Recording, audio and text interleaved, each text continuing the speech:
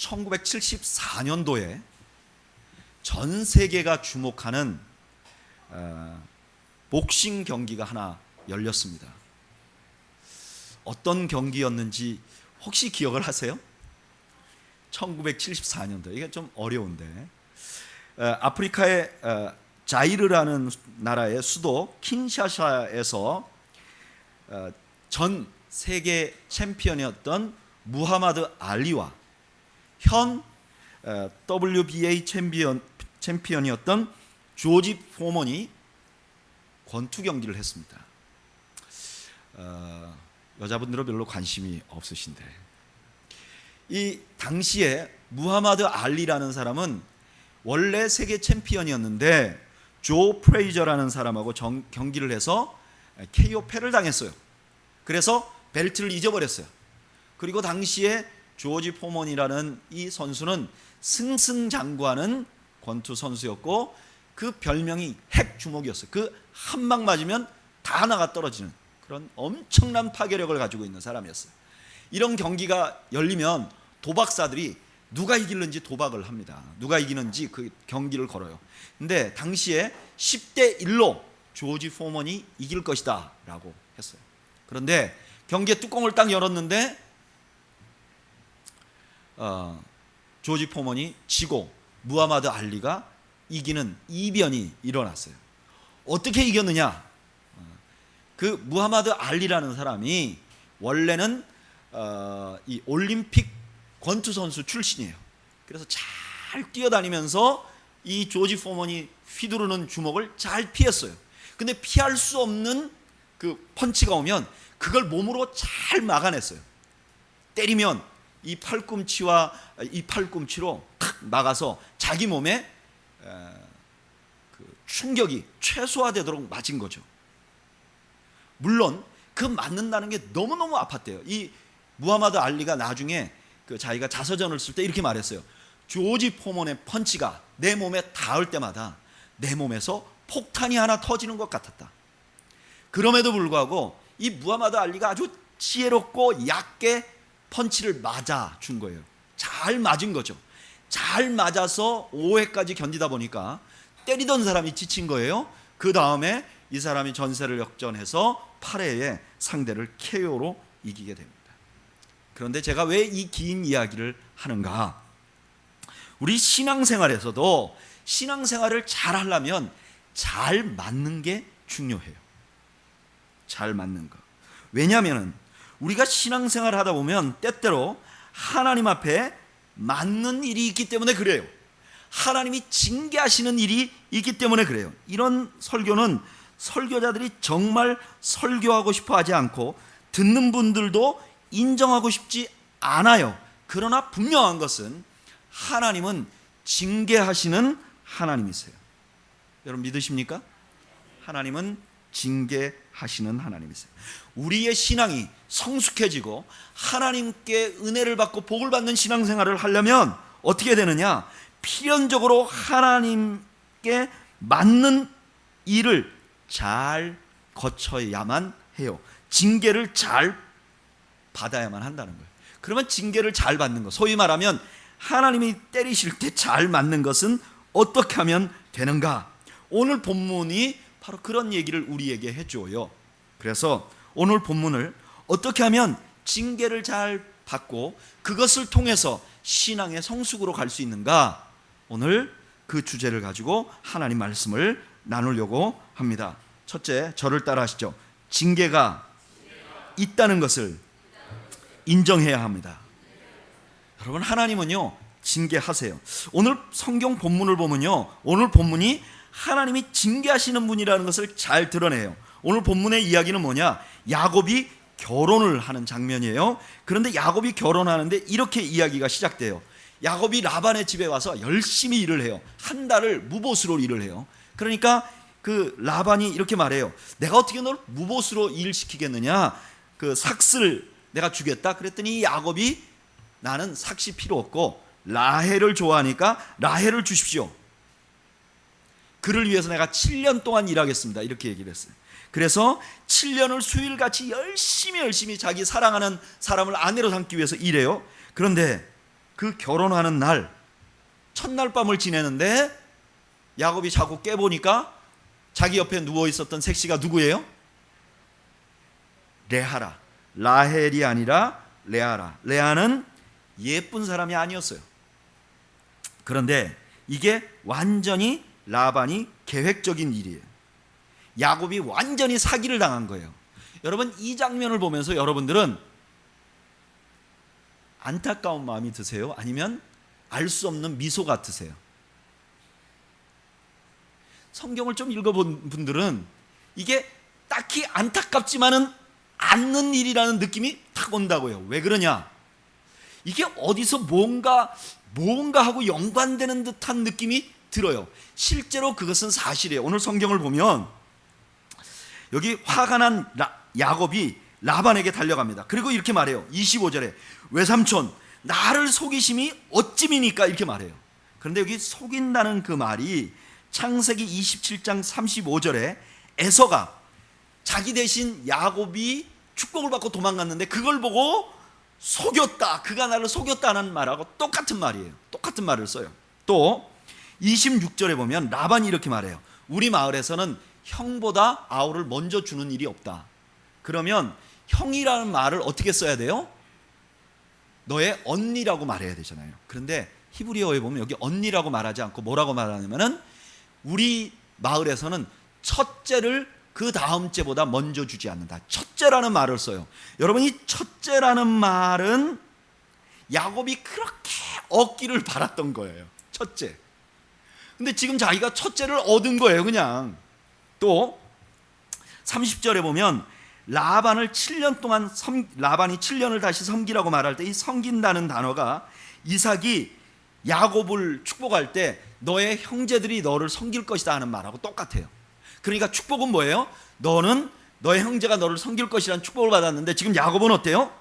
자기가 자기의 형제들을 섬기고 있는 거예요. 지금 이 장면이 야곱이 지금 당하고 있는데 이 당하는 장면이 우연히 생긴 게 아니라는 것을 성경이 계속해서 말씀하고 있는 거예요.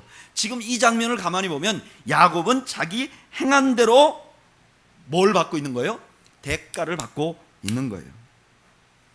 여러분, 이런 일은 야곱에게만 일어나는 일이 아니에요. 우리 모두에게도 일어날 수 있는 일이에요. 왜냐하면 우리가 믿는 하나님은 절대로 죄악을 그냥 넘어가시는 분이 아니시기 때문에 그래요. 로마서 2장 6절 우리 한번 찾아볼까요?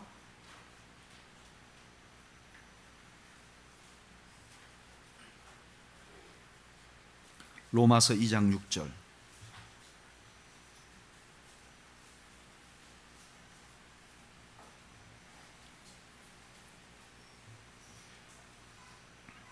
읽어보겠습니다. 로마서 2장 6절 다 같이 읽어보겠습니다. 시작. 하나님께서 각 사람에게 그 행한 대로 보응하시되, 하나님은 어떻게 하시는 분이냐? 보응하시는 분이세요. 그것도 출애굽기 34장 7절에 보면 3대까지 따라가서 악행을 보응한다 그래요. 여기 보응이라는 건 뭐냐면 그대로 갚아준다 이런 뜻이 있어요. 다시 말하면 사기를 치면 사기친 것으로 갚아주겠다는 거예요. 남의 마음을 아프게 하면 그 아프게 한 만큼 갚아주겠다는 거예요. 여러분, 우리가 믿는 하나님은 이런 분이세요. 우리가 믿는 하나님은 사랑의 하나님이세요. 그러나 사랑만을 강조하면 중요한 성품 하나를 놓치는 거예요. 하나님은 공의로우세요. 그래서 우리의 잘못을 철저하게 징계하시는 분이세요.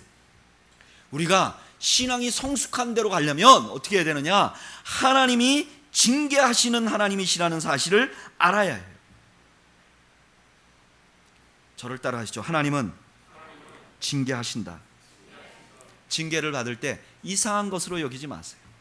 베드로전서 4장 12절 사랑하는 자들아 너희를 연단하려고 오는 불시험을 이상한 일 당하는 것 같이 이상히 여기지 말고, 너희에게 연단이 있는 것을 이상히 여기지 말라고 합니다.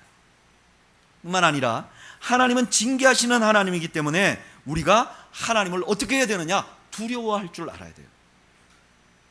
저는 여러분들이 하나님을 두려워하시는 믿음을 가지시는 여러분들이 되시기를 축복합니다.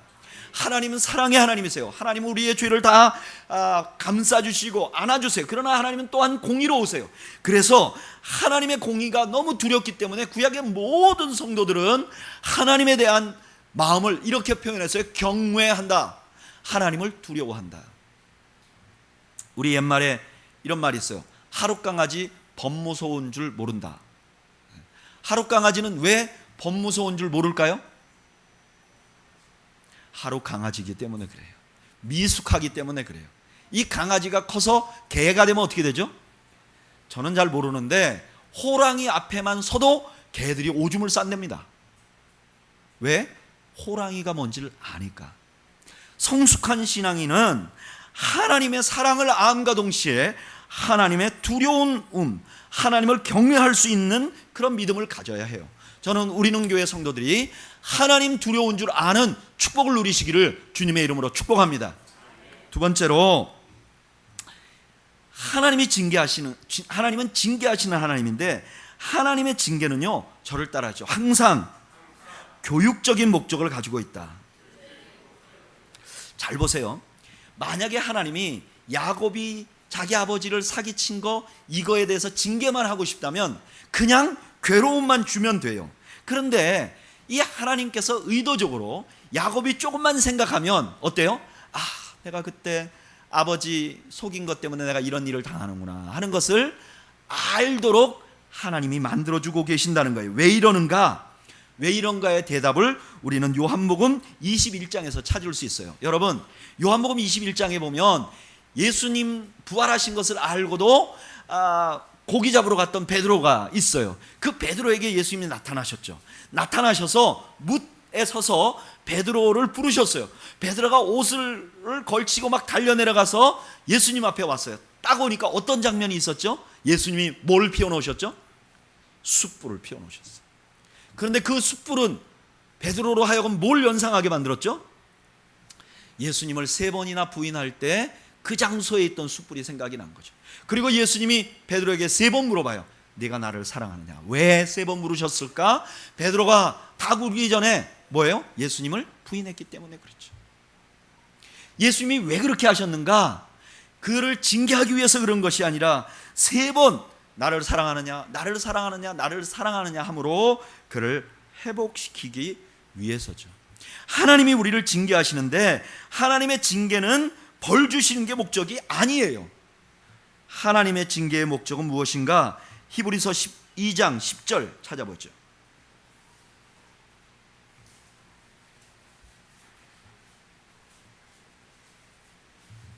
히브리서 12장 10절.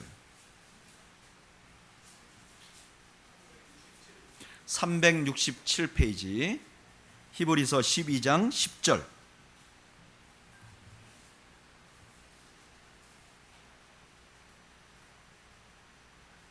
다 같이 읽겠습니다. 히브리서 12장 10절 시작. 그들은 잠시 자기의 뜻대로 우리를 징계하였거니와 오직 하나님은 우리의 유익을 위하여 그의 거룩하심에 참여하게 하시느니라. 아멘. 우리 하나님은 우리를 징계하실 때 우리를 유익하게 하기 위해서 징계하신다는 거예요. 어떻게 유익하게 하느냐? 우리를 거룩하게 만들려고 한다는 거예요. 자, 하나님은 징계하시는 분이고 하나님의 징계의 목적이 우리가 거룩하게 되는 거예요. 우리가 회개하는 거예요. 우리가 우리의 잘못을 인정하는 거예요. 그러면 우리가 하나님의 징계를 받을 때 이 징계를 빨리 벗어나려면 가장 좋은 방법이 뭘까요? 깨달아야 하는 거예요.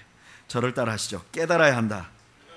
여러분, 내가 어려움이 생기고 하나님이 이거 하나님이 뭔가 나를 징계하시는구나 그거 알면 그 다음에 뭘 생각해야 되냐면은 내가 뭘 깨달아야 할까? 하나님은요 깨달은 다음에 계속 때릴 필요가 없으세요. 왜 그렇죠? 목적이 깨닫는 것이기 때문에, 우리가 돌아오는 것이기 때문에 그래요. 하나님은 돌아온 자식을 또 때리시지 않으세요. 그런데 사람들이 미련하게 자기가 지금 어떤 상태인지 생각을 하지 않는 게 문제예요. 저는요 저희 어머니를 좀 닮은 면이 있는데, 저희 어머니는 어떤 분이시냐면은 감기가 걸리면 들어 누울 때까지 그게 감기인지 모르세요. 그래가지고 온몸으로 감기를 다 겪어요. 근데 저도 좀 그런 것 같아요.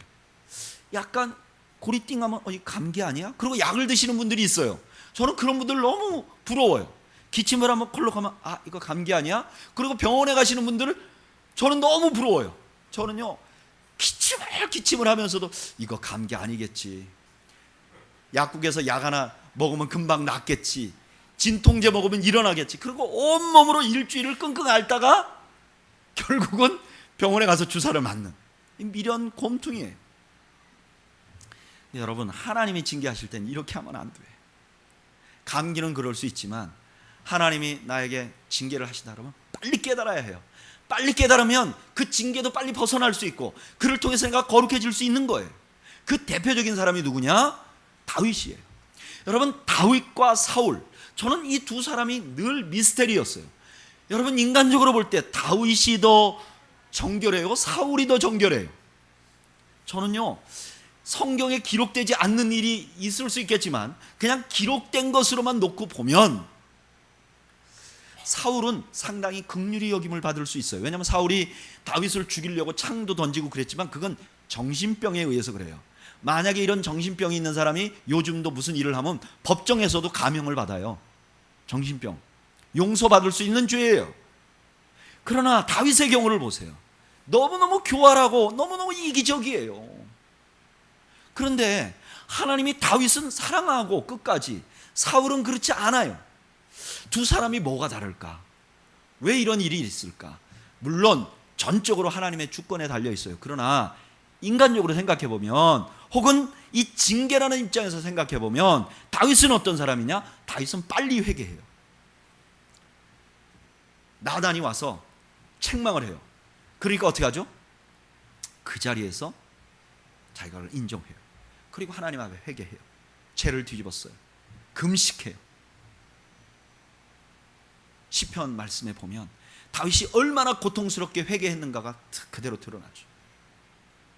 사울은요, 이미 사무엘이 사울에게 너 왕위를 찢어버리겠다고 말했는데 사울은 그것에 관해서 하나님 앞에 회개하지 않아요. 끝까지 가지고 있어요. 그리고 돌이키지 못하는 거예요. 여러분, 우리가 신앙생활할 때 축복은요, 내가 기도했더니 무엇을 얻는 게 아니에요. 내가 신앙생활할 때 축복은요, 내가 신령한 영역을 갖는 게 아니에요. 신앙생활할 때 가장 큰 축복은 하나님이 사인을 보여주시면 즉시 회개하는 거예요. 말씀에 부딪히면 즉시 회개하는 거예요. 큐티하다가 말씀이 딱 와 닿으면 그 자리에서 미루지 않고 회개하는 거예요.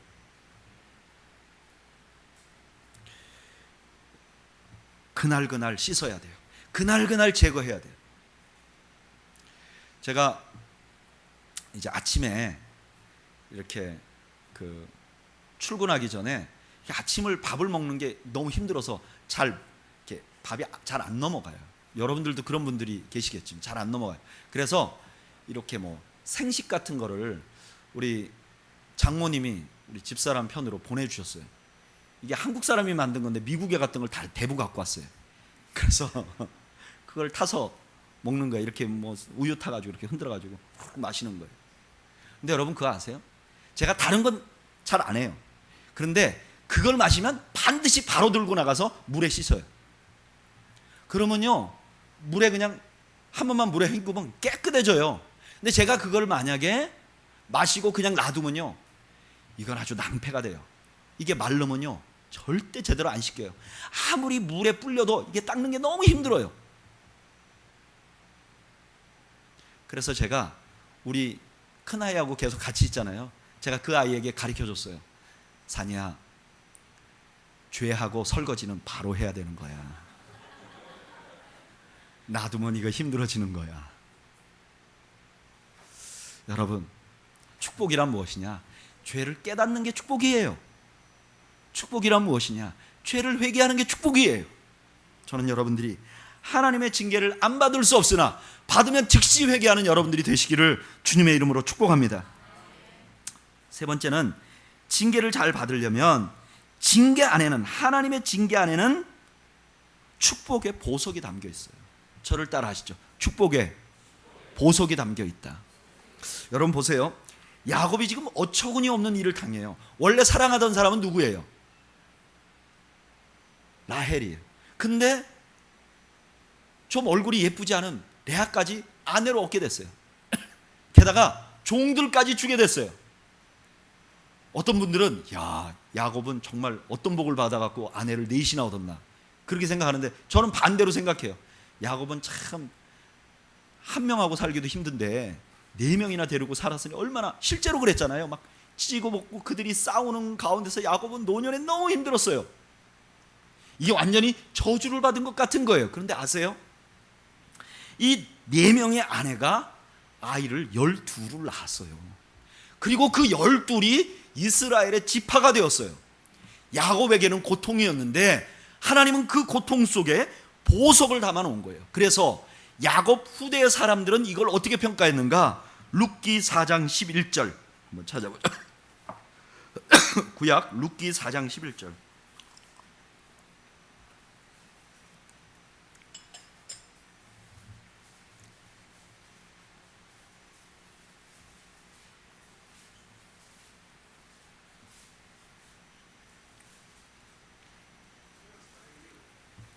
네? 구약 406페이지 읽어보죠. 룻기 4장 11절 읽어보겠습니다. 시작. 성문에 있는 모든 백성과 장로들이 이르되 우리가 증인이 되나니 여호와께서 내 집에 들어가는 여인으로 이스라엘의 집을 세운 라헬과 레아 두 사람과 같게 하시고 내가 에브랏에서 유력하고 베들레헴에서 유명하게 하시기를 원하며. 이스라엘을 세우는 두 기둥이 누구냐? 라헬과 레아라는 거예요. 후대 사람들은 야곱이 이 두 아내와 두 첩 종들을 얻은 것을 이스라엘을 세우는 기초를 세운 장면이라고 생각하는 거예요. 야곱의 고통 속에는 고통만이 담겨 있는 것이 아니에요. 항상 보석이 담겨 있어요. 어떤 보석이 담겨 있는가? 첫째는 모든 하나님의 징계 속에는 하나님의 사랑이 담겨 있어요. 잠언 3장 12절에 뭐라고 말씀하시는가? 대저 여호와께서 그 사랑하시는 자를 징계하시기를 마치 아비가 그 기뻐하는 아들을 징계한 같이 하시느니라. 여러분, 어떤 사람이 신앙생활 하는데 사업을 해도 안 돼요. 하나님이 치시는 것 같아요. 건강도 안 좋아요. 하나님이 치시는 것 같아요. 그러면 흔히 이렇게 생각하잖아요. 하나님이 나를 좀 덜 사랑하는 거다. 하나님이 나를 버린 것이다. 어떤 사람은 죄를 졌는데도 사업이 잘 돼. 사기 쳤는데도 성공해. 술을 그렇게 마셔도 간 하나 안 상해. 이런 사람이 있어. 그럼 우리가 생각하죠. 아이, 그 사람은 무슨 복이 있길래 하나님이 이렇게 사랑하시는가? 그런데 오늘 성경이 뭐라 그러냐? 반대라는 거예요. 어떤 사람이 하나님의 사랑을 받는 사람이냐? 문제가 있는 사람이 하나님의 사랑을 받는 사람이라는 거예요. 하나님이 그 사랑하는 자에게 징계를 주신다 그러잖아요. 징계를 받는 사람이 사랑받는 거예요. 여러분, 절대로 여러분들의 삶에 어려움이 생길 때 하나님이 나를 덜 사랑한다고 생각하시면 안 돼요. 저는 지나가는 아이들이 담배 피는 거 보기는 싫지만 뭐라 하지는 않아요. 그러나 우리 아들이 담배를 피면 귓방맹이를 왜요? 내가 사랑하는 아들이니까. 그렇죠. 그래서 마틴 로이드 존스 목사님이 이렇게 말했어요. 하나님의 징계가 있다는 것은 하나님의 자녀가 된 증거입니다. 여러분, 징계를 당할 때 그것을 잘 이길 수 있는 또 하나의 비결이 여기 있어요. 그게 뭐냐면은 징계 중에도 하나님의 사랑을 발견하세요. 이건 없어지지 않아요. 내가 어떤 상황에 있어도 하나님의 사랑의 줄기는 없어지지 않아요. 발견할 수 있어요. 뿐만 아니라 하나님의 징계는 그냥 단순히 하나님의 사랑만 있는 것이 아니라 그것이 열매가 있어요. 히브리서 12장 11절에 이렇게 말해요. 무릇 징계가 당시에는 즐거워 보이지 않고 슬퍼 보이나 후에는 그로 말미암아 연단받은 자들은 의와 평강의 열매를 맺느니라. 징계가 열매가 있다는 거예요. 그 대표적인 것이 무엇이냐? 십자가예요. 여러분, 십자가를 한번 생각해 보죠. 우리는 십자가를 다 알고 있어요. 예수님의 십자가라는 걸 다 알고 있어요. 그러나 그 우리가 알고 있는 것을 빼고 예수님이 십자가에 달리던 그 당시에 있었던 사람의 눈으로 십자가를 보자고요. 젊은 청년 랍비가 설교를 했는데 너무나 많은 사람들이 그 설교를 따르는 거예요. 이 사람이 능력이 있어요. 그래서 모두가 그가 하나님이 보내신 메시아라고 생각하는 거예요. 그런데 이 사람이 생각지도 않는 모함을 받아가지고 십자가에 달려서 죽었어요. 많은 사람들이 이렇게 생각했어요. 아, 저가 하나님이 진짜 기뻐하시면 마지막 판에 무슨 기적이 일어나지 않을까? 그렇게 생각했어요. 그런데 기적은 일어나지 않았어요. 그냥 죽었어요. 그냥 절망이에요. 그분은 온 세상의 죄를 다 짊어지고 피할 길 없이 죽으신 거예요.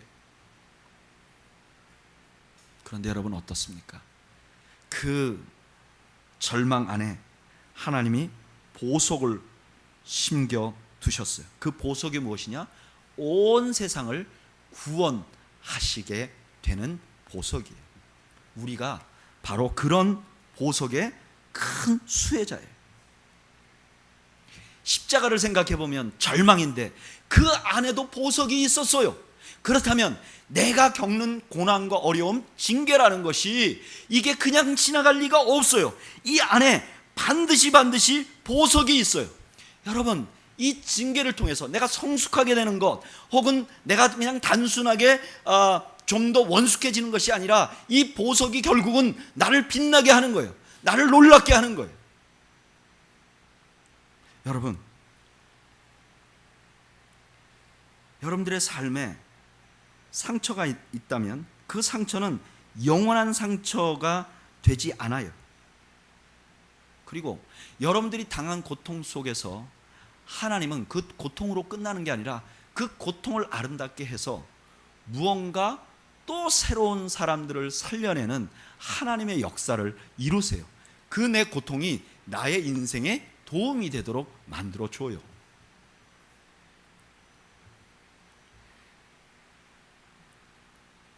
미국의 정치가였던 벤자민 프랭클린이 이런 말을 했어요. 하나님께서 우리에게 주시는 징계와 시련을 내 인생의 침입자라고 원망하지 마라.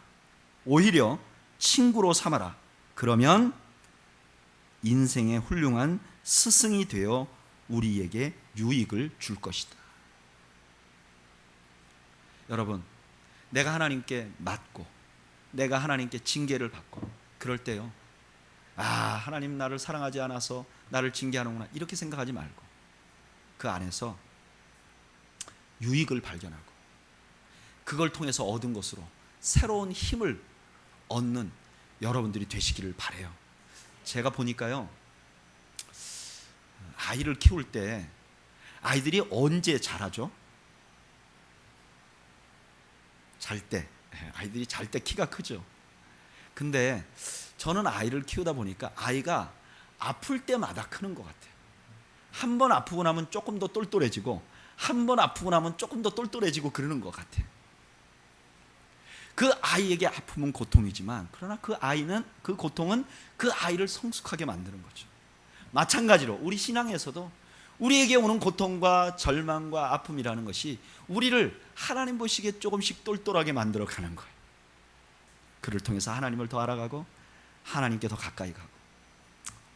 제가 보니까요,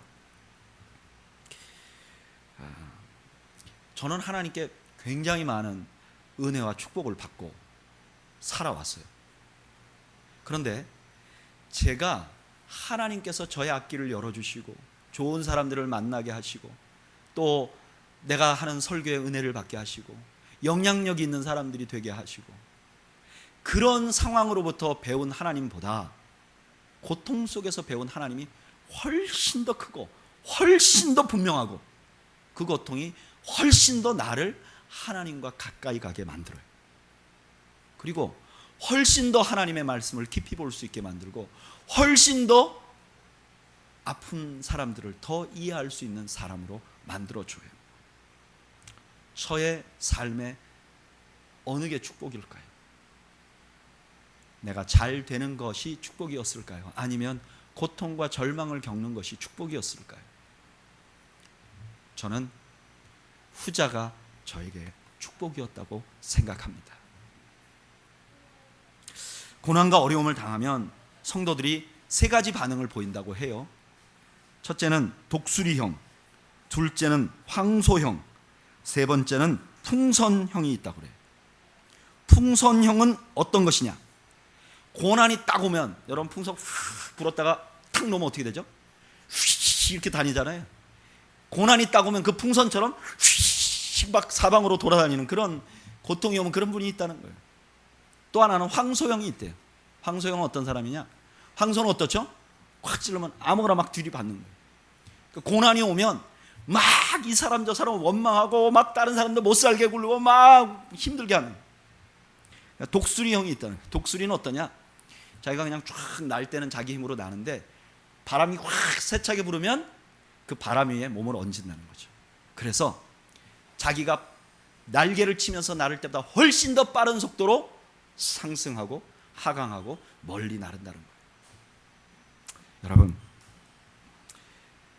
하나님 앞에서 신앙생활 하는 것은 늘 즐거운 것만 있는 것은 아닙니다. 우리 하나님은 우리의 잘못을 지적하시고 어떤 때는 아프게 징계하세요. 여러분, 그럴 때 빨리 그 징계를 받아들이시는 여러분들 되시기를 바랍니다. 깨닫는 여러분들이 되시기를 바랍니다. 그리고 그 안에서도 하나님의 사랑을 보시는 여러분들 되시기를 바랍니다. 그리고 그를 통해서 성숙해가는 그 보석을 발견하는 여러분들 되시기를 바랍니다. 이것이야말로 진정한 신앙의 축복인 것입니다. 저는 여러분들이 그 보석을 발견하고 은혜를 누리는 여러분들이 되시기를 주님의 이름으로 축복합니다.